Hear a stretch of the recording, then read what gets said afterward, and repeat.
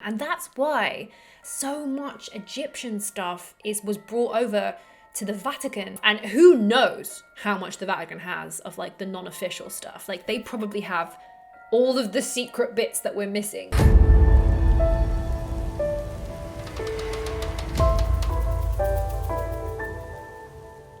Hey hunters, welcome back to my channel.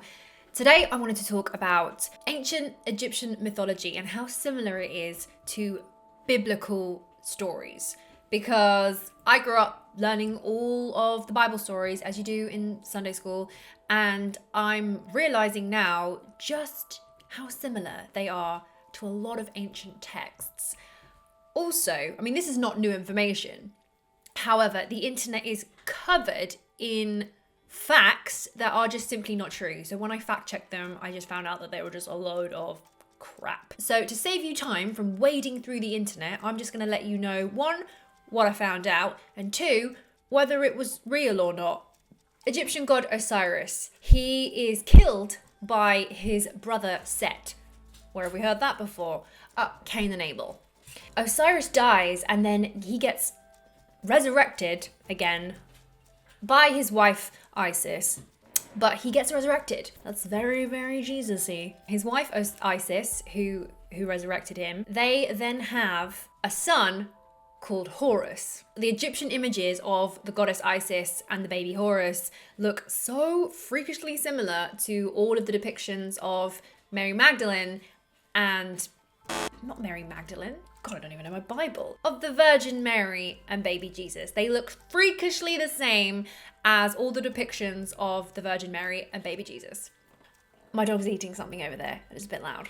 Apologies. Apart from that, there is so much misinformation on the internet saying that the birth date of Osiris and Horus is the 25th of December.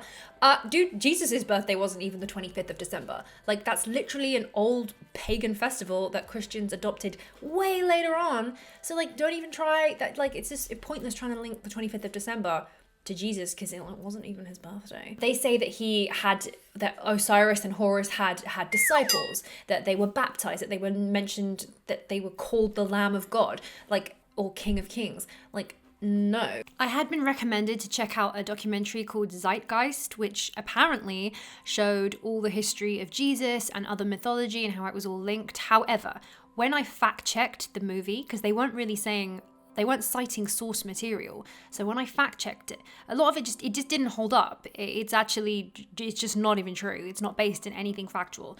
So heads up, the Zeitgeist movie is not good.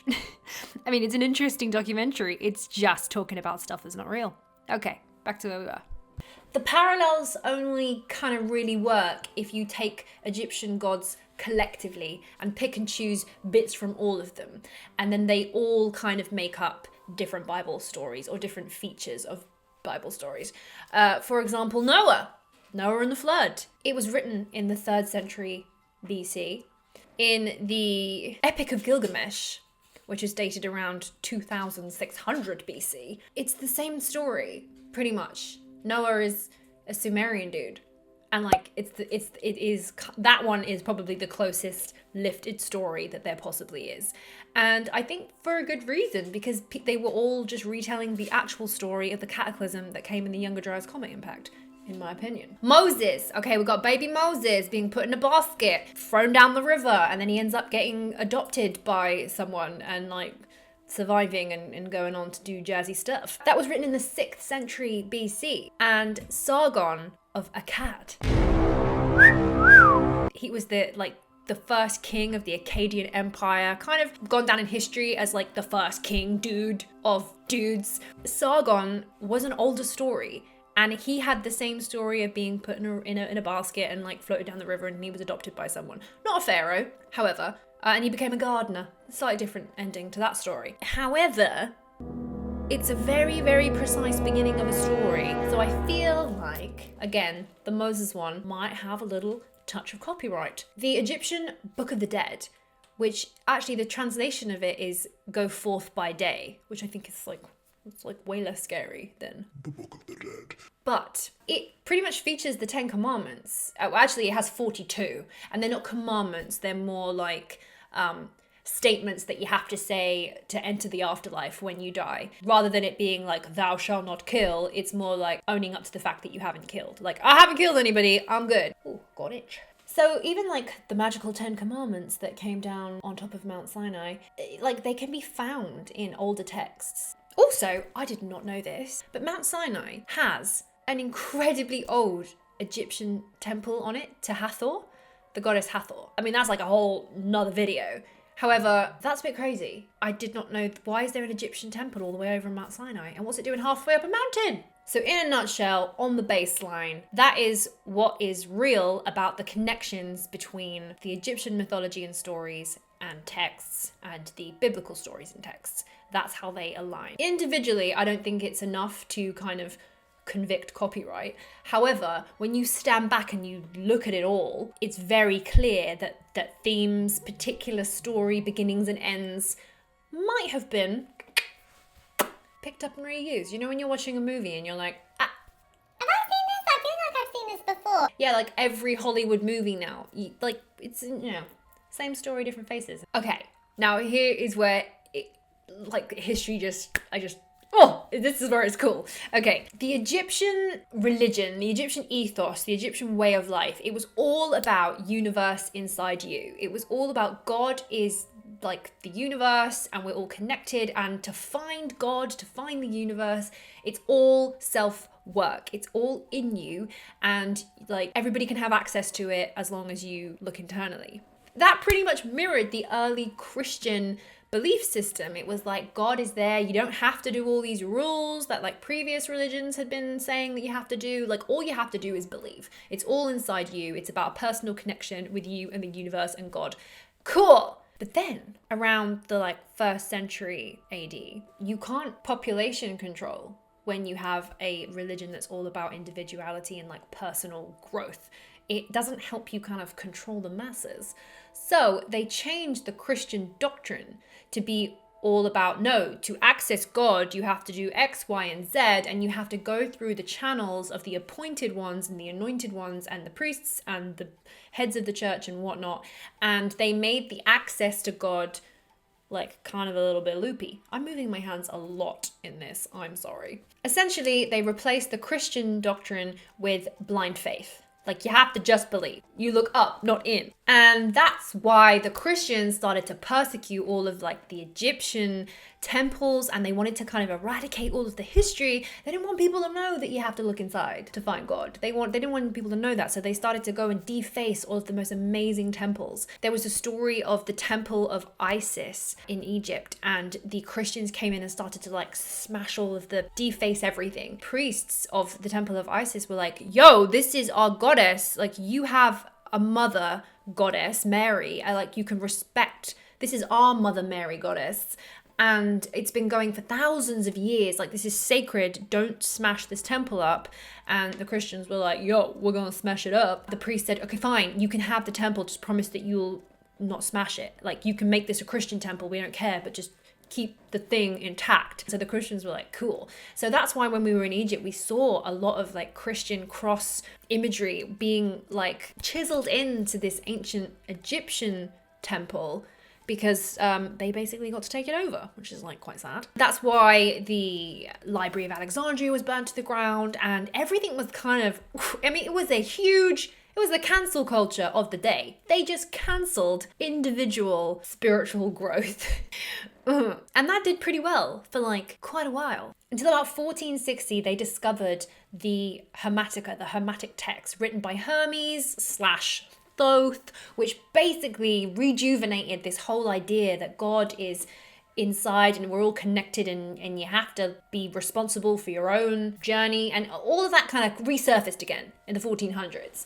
And the Pope initially took it on, and that's why so much Egyptian stuff was brought over to the Vatican, and that's why like even in the middle of St. Peter's Square they've got a huge obelisk, and inside the Vatican in the museum there's so much Egyptian stuff, and who knows how much the Vatican has of like the non-official stuff. Like, they probably have all of the secret bits that we're missing. So initially they were embracing it because I think they probably realized that there was a lot of truth. Following kind of the old ways became a thing called Hermetism. But Hermetism became a problem again because you can't control people that are being so independent. And then by 1600, it was getting squashed by the powers that be because it was just making people too independent and free thinking, and it was kind of going against the whole hierarchy that they'd created.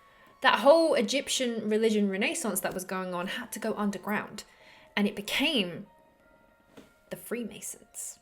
And that's why the Freemasons have so many like ancient Egyptian links and symbolism and imagery, and they kind of believe in the whole being a good person. I don't know, I just think it's pretty cool that the like 16th century renaissance of Egyptian religion had to go underground and became the Freemasons.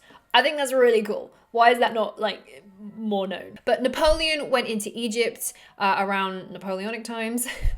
A lot of his captains and or people in command, they were Freemasons, and he spent the night in the Red Pyramid quite famously. And apparently he did the initiation. He came out and he was a Freemason. He was converted, and he really believed a lot of the ethos of the Egyptian mythology. Maybe he saw something more than we know that he did, or read something that we haven't been able to read. But basically, he was converted. And he came back to Paris and was like, yo, I want to put as much of the Egyptian stuff into Paris as I can. And so he literally built, there's a structure in Paris which is on the end of the Champs-Élysées. Oh God, my French. And it aligns perfectly with the star of Sirius, and which was massively a star and a constellation that the Egyptians used to follow and align themselves to. So that's pretty cool that like Paris is literally built on like Egyptian star constellation mythology. Pretty cool. Also, the goddess Isis. Yeah, remember her from before with the little baby Jesus? I mean Horus. Horus? The little baby Horus. So the goddess Isis got so huge and was such a huge like star that she had temples to her, not just in Egypt, but like all around. They're found in Spain, in France. There's even one in England. There was a temple to the goddess Isis in London, and I did not know about it. I need to find it. So there was temples to the goddess Isis kind of all over the gaff, and there was one in Paris. Now, where the site of it is now, in the medieval times, they took down the temple to Isis and they rebuilt like a cathedral, and they made it like a Catholic church. But it was called Par Isis, as in by Isis. But then there's like Par Isis, you just remove one letter, Paris. Par Isis, Paris. Like the whole name of Paris could be connected to this goddess and probably where her temple was. And then now we're in a very unique place where I feel loads of people, even people who aren't particularly spiritual or even religious, are now waking up to the idea that we are all so deeply connected, that everything is so deeply in sync with each other and like designed to work together. And I think a lot of people are waking up to the fact that the universe is this huge, mysterious thing, but we are so connected to it. And if we want to connect to the universe, you have to do it yourself. And it's through you, and it's kind of your own personal journey. And I feel like that we're going to have like a third wave of renaissance of like Egyptian kind of theories. And a lot of people are waking up to the fact that we might be a lot older than we even thought. Growing up, my worldview was literally the beginning of the world, the Bible, and me. And now I'm realizing that it's even bigger and huger and more vast than that. We're not doing it justice. And the further back that I look, the more secrets that I find and more interesting things that I find. And I have to agree, I feel like the Egyptians kind of got it bang on for a very long time. Are you still with me?